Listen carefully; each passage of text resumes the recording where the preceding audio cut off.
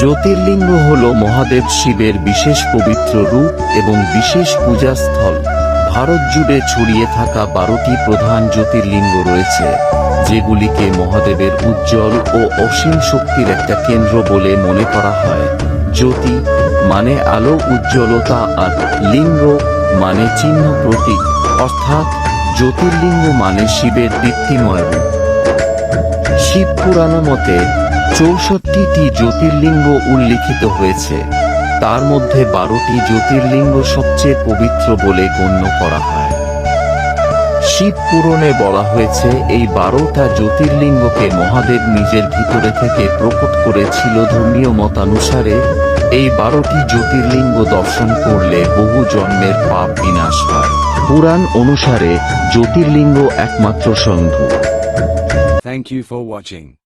For more videos, please like, comment and share.